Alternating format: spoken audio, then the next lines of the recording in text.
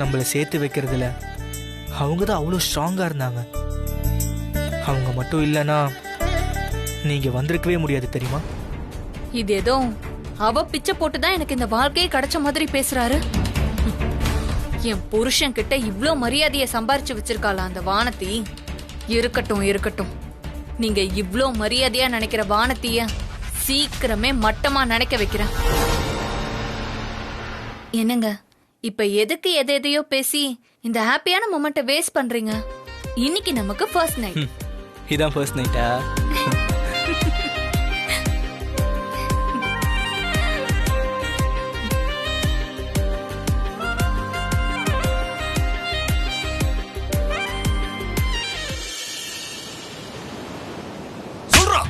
ஐயா கேக்குறாரு, சொல்றா. யாரோ உன்னை இப்படி செய்ய சொன்னது? எதுக்காக அந்த பொண்ணை கடத்தின? சொல்றா. சார் எனக்கு வலிக்குது சார், என்ன விட்டுருங்க சார். சார் இவனை அடிச்சு லத்தி தாசா உடைஞ்சு போச்சு. ஆனா அவன் எதுக்காக அந்த பொண்ணை கிட்னாப் பண்ணான்னு சொல்லவே மாட்டேங்கான் சார். சொல்லுவாயா? கேட்க வேண்டிய விதத்துல கேட்டா அவனா எல்லா விஷயத்தையும் சொல்லுவான். இவனை இப்படி விசாரிச்சா சரிப்பட்டு வராது. கயித்துல கட்டி தலகீழ தொங்க விட்டா லத்தியால 4 சாத்து சாத்தணும்னு வையே, உண்மையை எல்லாத்தையும் சொல்லுவான். உலகம் சார் சார் வேணாம் சார், நான் உண்மையெல்லாம் சொல்லிடுறேன் சார், என்ன விட்டுருங்க சார். சொல்றா, வானதிய யாரு கடத்த சொன்னது? சொல்றா. சார் குடிக்க கொஞ்சம் தண்ணி கொடுங்க சார்.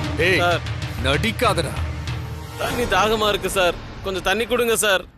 யோ கான்ஸ்டபிள், தண்ணி கொண்டு வா.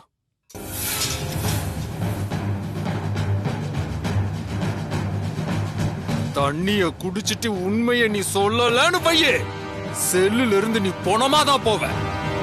டேய் குடி, குடுறா.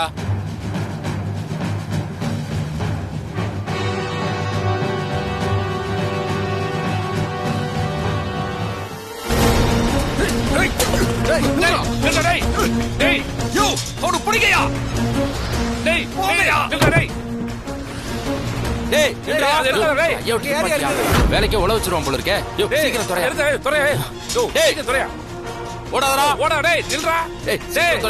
பிடிங்க அவனை.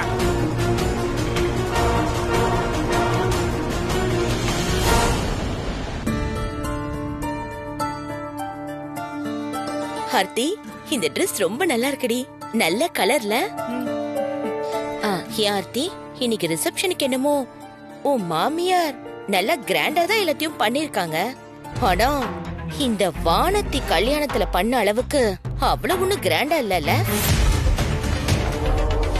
வகை வகைய சாப்பாடு, பெரிய மண்டபம், ஹோட்டலு, அதுக்குதுன்னு பண்ணிருக்காங்க.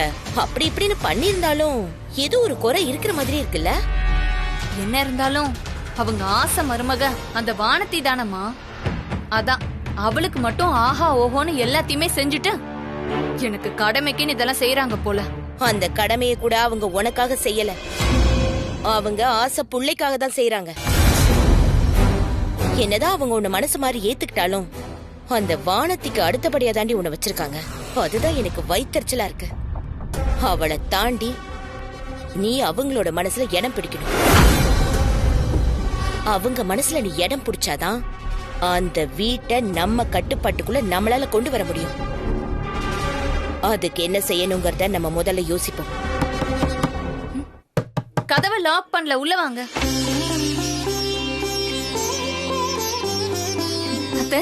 சம்பந்தியமா வாங்க. வாங்க. என்ன ஆர்த்தி, ரெடி ஆயிட்டியா? ஆல்மோஸ்ட் ரெடி ஆயிட்டேன். இந்தா. என்னத்த இது? வாங்கி பாரு.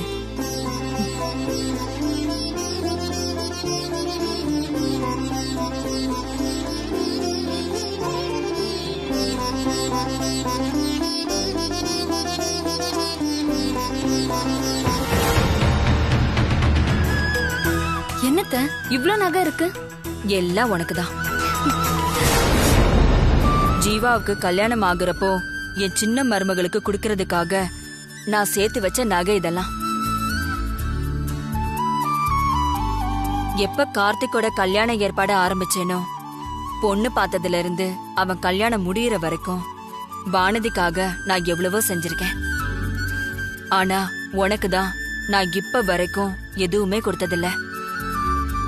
அதான் ரிசப்ஷன் அப்போ இத கொடுத்தா நீ சந்தோஷப்படுவியன்னு எடுத்துட்டு வந்தேன்.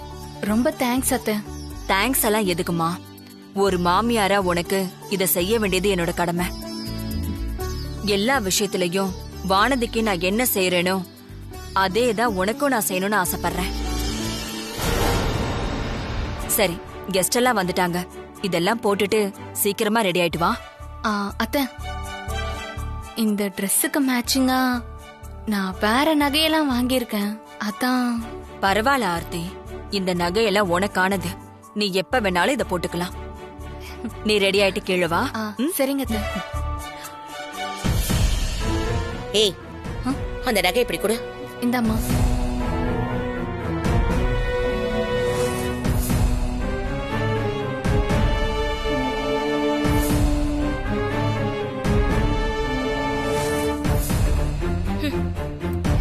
என்னடி இது? எல்லாம் தங்க நகையா இருக்கு. நீ வேற என்னமா எதிர்பார்த்த? ஏண்டி, அந்த வானத்திக்கு மட்டும் அந்த அம்மா கல்யாணத்துக்கு முன்னாடி இவ்ளோ பெரிய வைர நெக்லஸ் போட்டுச்சுல்ல? ஆமாமா. என்ன ஆமா? இங்க பாத்தியா, உனக்கு ஒரு சின்ன வைர மூக்குத்தி கூட வச்சு கொடுக்கணும்னு இந்த அம்மாக்கு தோணவே இல்லைல்ல? அந்த அம்மா வார்த்தைக்கு வார்த்தை சும்மா பேச்சுக்கு தாண்டி சொல்லிட்டு இருக்காங்க. உன்னையும் வானத்தையும் ஒரே மாதிரி நடத்துறேன், உன்னையும் வானத்தையும் ஒரே மாதிரி நடத்துறேன்னு. ஆனா நிஜத்துல அப்படிலாம் நடத்துறதா எனக்கு ஒண்ணுமே தெரியல ஆர்த்தி. இத நாம அப்படியே விட்டோம்னா அந்த வீட்டுல நீ காலத்துக்கும் 2ஆம் பட்சமா இருக்க வேண்டியதுதான். 2வது மருமகளா போறது தப்பு இல்ல, ஆனா எல்லாருக்கும் கீழே அடிமையா இருக்கிறது தான் தப்பு. அதுவும் போயும் போயும் அந்த வானத்திக்கு கீழே நீ வாழ்றதெல்லாம் ஒரு வாழ்க்கையாடி. அதுக்கு நீ நம்ம வீட்டுல ராணி மாதிரி வாழ்ந்துட்டு போலாம். இதெல்லாம் நம்ம ஆரம்பத்திலே கிள்ளி விடணும், இல்லனா நம்ம தான் கஷ்டப்படணும். நான் சொல்ல வேண்டியதெல்லாம் சொல்லிட்டேன், அப்புறம் நீ யோசிச்சுக்கோ. இதெல்லாம் எடுத்து வச்சுட்டு வா.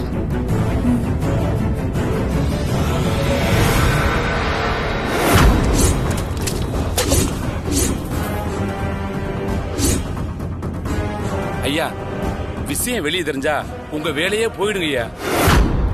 இப்ப அவன் தப்பிச்சு போனது பிரச்சனை இல்லைங்கய்யா, ஆனா அவங்க கன் எடுத்துட்டு ஓடி போயிட்டாங்கய்யா. ஆமாங்கய்யா. ஐயா, எங்களை முறைச்சு என்ன ஐயா பிரயோஜனம்? தப்பிச்சு போனவனை எப்படி பிடிக்கிறது? முதல்ல அதை சொல்லுங்க. யோ சார், அவன் கூட இருந்தானுங்கல்ல? ஆமா சார். அவனுங்களை போய் கூட்டிட்டு வா. இந்த வர்றேன் சார்.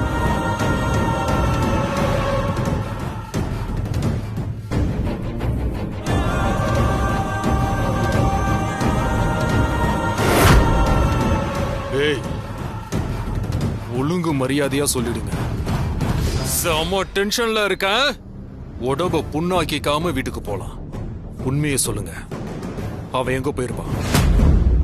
ஏய் சார், சார் சொல்லிடுறேன் சார். கண்டிப்பா அவன் அந்த வானதியை தேடி தான் சார் போயிருப்பான். அவன் உயிரோட இருந்தா இவனுக்கு எதிராக சாட்சி சொல்லுவாள்ல, அதனால அவளை தேடி தான் சார் போயிருப்பான்.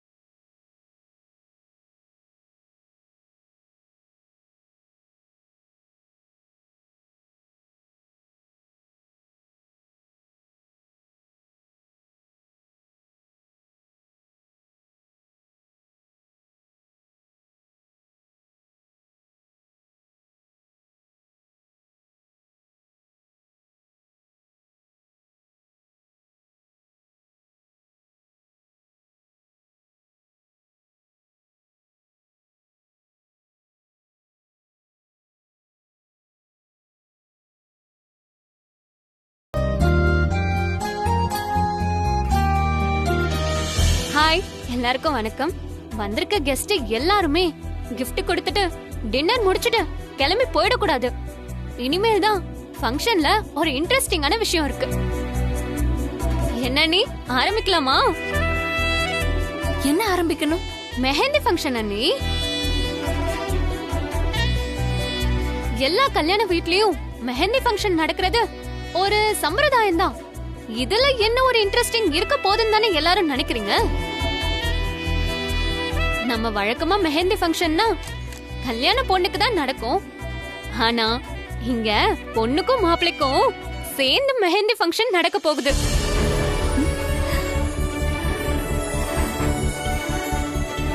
சரி ஆரம்பிக்கலாமா? அண்ணி அண்ணா 2 பேரும் எழுந்துக்கோங்க. வா. இப்ப நீங்க உங்க 2 பேர் கையும் ஒட்டி வைங்க. அண்ணி இப்ப நீங்க உங்க கைக்கும் அண்ணன் கைக்கும் சேர்த்து மருதாணி வைக்க போறீங்க. அதுல யார் கை அதிகமா சவக்குதோ உங்க 2 பேர்ல அவங்களுக்கு தான் இன்னொருத்தர் மேல அதிகமா பாசம் இருக்குன்னு அர்த்தம். அண்ணா கை கொடு. இப்படி வேணாம், இப்படி வைங்க அண்ணி. அண்ணி இப்ப இங்க இருக்க மருதாணி எடுத்து நீங்க தான் உங்க 2 பேருக்கும் சேர்த்து வைக்கணும். என்னங்க ஸ்வேதா? ஆமா, போட்டி நடத்தணும்னு முடிவாயிடுச்சு. அத 2 அண்ணன் அன்னைக்குமே சேர்த்து நடத்திட வேண்டியதானே? அதுவும் கரெக்ட் தான். கார்த்திக்கும் வானதிக்கும் ரீசெண்டா தான் கல்யாணம் ஆச்சு. அவங்களும் இந்த மெகந்தி ஃபங்க்ஷன்ல கலந்துக்கிட்டா நல்லா தான் இருக்கும். கார்த்திக், வானதியை கூட்டிக்கிட்டு ஸ்டேஜுக்கு போ. அம்மா, நாங்க எதுக்குமா? நீங்களும் இதுல கலந்துக்கிட்டா நல்லா தானே இருக்கும். ஓப்பா. இல்லம்மா, எனக்கு மெஹந்தி பிடிக்காதும்மா. பரவாயில்ல கார்த்திக், அம்மா சொன்னதுக்காகவாவது கலந்துக்கோ போ.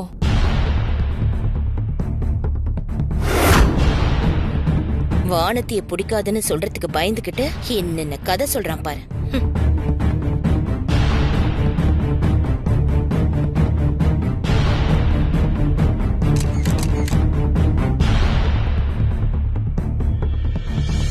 ரெண்டு ஜோடியா கலந்துக்கிறதுனால உங்கள யாருக்கு மருதாணி நல்ல சவக்குதுன்னு உங்களுக்குள்ளேயே ஒரு போட்டி வச்சுக்கலாமா?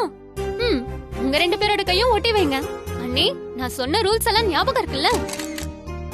அண்ணா அண்ணி நீங்களும் உங்க கையும் சேர்த்து வைங்க.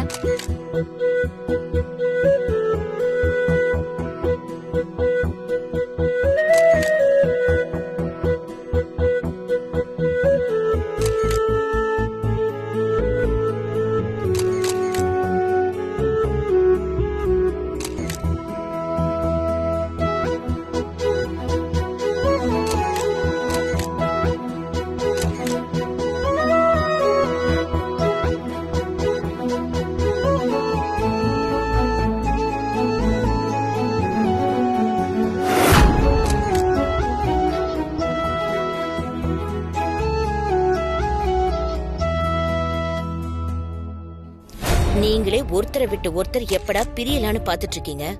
இதுல மெகந்தி வைக்கிறது ஒண்ணுதான் குறைச்சல்.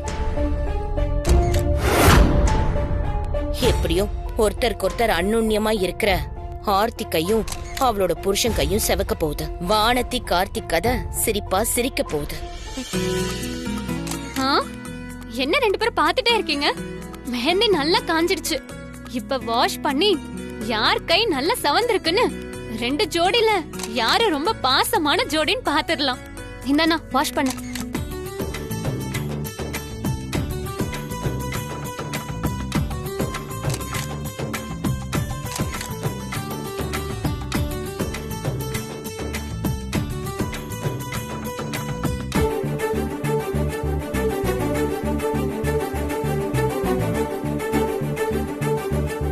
என்னென்ன இவ்ளோ நல்லா சவந்திருக்கு?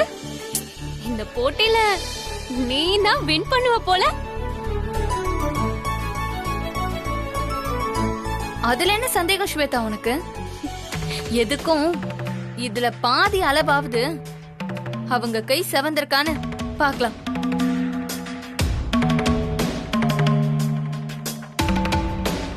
அண்ணி உங்க கை காட்டுங்க. கை வாஷ் பண்ணிக்கோங்க.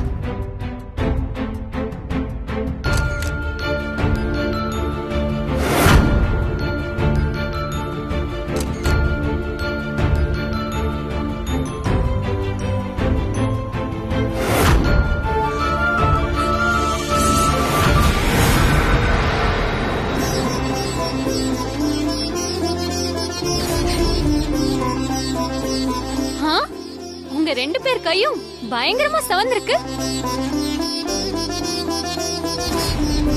அண்ணி, என்னமோ அவங்களுக்கு பாதி அளவுக்கு கூட செவக்காதுன்னு சொன்னீங்க. செவப்புனா செவப்பு, அப்படி ஒரு செவப்பு. எப்படி செவந்திருக்குன்னு பாருங்க. என்ன இருந்தாலும் ஒருத்தர் மேல ஒருத்தர் அன்பா இருக்கிறதுல வானதி அண்ணியையும் கார்த்தி அண்ணனையும் அடிச்சுக்கவே முடியாதுன்னு இப்பவாது புரிஞ்சுக்கிட்டீங்கல்ல?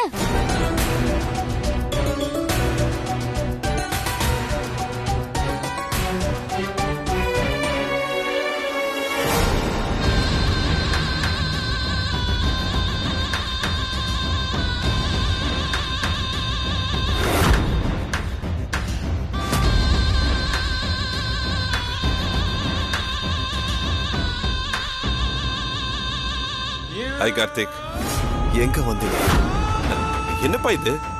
உங்க வீட்டு ஃபங்க்ஷனுக்கு வந்தவன வானு கூப்பிடாம எங்க வந்தீங்கன்னு கேக்குற? நல்ல ஒரு மாதிரி கிஃப்ட் தூக்கிட்டு வந்துட்டா நீங்க செஞ்சதெல்லாம் மறந்துடுவோமா? எங்களுக்கு நீங்க பண்ண அநியாயத்துக்கு உங்க மேல எந்த ஆக்ஷனும் எடுக்காம இருக்கோமேன்னு சந்தோஷப்படுங்க. முதல்ல இங்க இருந்து கிளம்புங்க. கார்த்திக், ஹலோ, எங்க வீட்டு ஃபங்க்ஷன்ல உங்களுக்கு என்னங்க வேலை? உங்களை யார் முதல்ல இங்க வர சொன்னது? நான் தான் கார்த்திக் வர சொன்னேன். என்னம்மா இது? இவர் ஏமா இங்க வர சொன்னீங்க? இவரால் எவ்வளவு கஷ்டத்தை அனுபவிச்சோம் ஞாபகம் இல்லையா உங்களுக்கு? எல்லாம் ஞாபகம் இருக்கு கார்த்திக். ஆனா யோசிச்சு பார்த்ததுல இத்தனை நாள் நாம தான் இவரை தப்பா புரிஞ்சு வச்சிருக்கோமோன்னு தோணுச்சு. அதான் எல்லாத்தையும் மறந்து நானே அவரை இந்த ஃபங்க்ஷனுக்கு இன்வைட் பண்ணேன். அம்மா, என்னம்மா இது? நம்ம வீட்டு விசேஷத்துக்கு வந்தவர இப்படி நிக்க வச்சு பேசுறது முறையில்ல.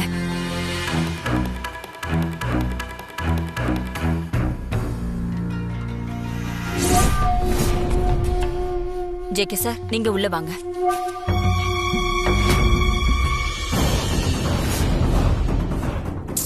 உள்ள வாங்க சார்.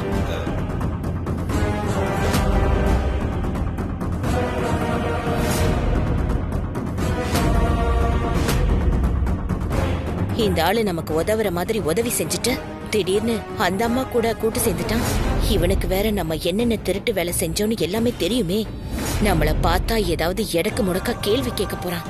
ஐயோ, இந்த ஆள் இங்க இருந்து போற வரைக்கும் மண்டபத்துக்குள்ள எங்கேயாவது தலைமறைவாயிட வேண்டியதுதான். மாப்பிள்ள, சாப்பிட வச்சு. சரிங்க மாமா.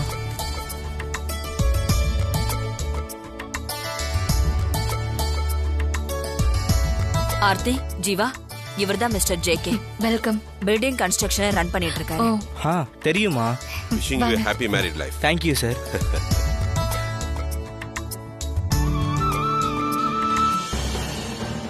அந்த ஆளு கண்ணுல படவே கூடாது.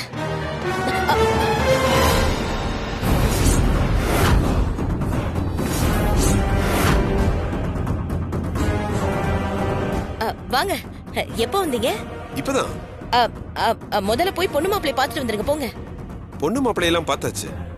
ஆனா அவங்கள விட முக்கியமா உங்களை பார்க்கணும்னு தான் நான் இங்க வந்தது.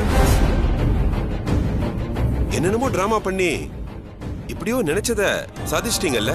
கிரேட் அமுதா, பெரிய ஆள் தாங்க நீங்க. என்ன மாதிரி கார்ப்பரேட் ஆளுங்களோட மூளையை விட 1% அதிகமாவே உங்க மூளை வேலை செய்யுதுன்னு நான் நினைக்கிறேன். இல்லனா இவ்வளவு பெரிய பிளான இவ்வளவு ஈஸியா எக்ஸிக்யூட் பண்ணிருக்க முடியுமா? எனக்கு பெரிய ஆச்சரியம் என்னன்னு தெரியுமா மேடம்? நீங்களே உங்க பொண்ணை ஆள வச்சு கடத்தியும் யாருக்கும் உங்க மேல ஒரு சின்ன சந்தேகம் கூட வரல பாருங்க. அங்க நிக்கிறீங்க நீங்க. ப்ரொஃபஷனல் கிட்னாப்பர்ஸால கூட பண்ண முடியாத ஒண்ண கரெக்டா அவ்வளவு தெளிவா பிளான் பண்ணிருக்கீங்க. இத்தனை நாளா நீங்க தான் இதெல்லாம் செஞ்சீங்கன்னு தெரியாம மெயின்டைன் பண்றதுக்கெல்லாம் ஒரு தனி திறமை வேணும். ஆனா இன்னும் எத்தனை நாளைக்கு தான் இதெல்லாம் மூடி மறைக்க முடியும் சொல்லுங்க? எப்படியும் ஒரு நாள் உண்மை என்னன்னு எல்லாருக்கும் எப்படியும் தெரியத்தானே போகுது. ஒருவேளை நானே ஒரு வேகத்துல ராஜேஸ்வரி மேடத்துக்கிட்ட போய் எனக்கு தெரிஞ்ச உண்மையெல்லாம் சொல்லிட்டா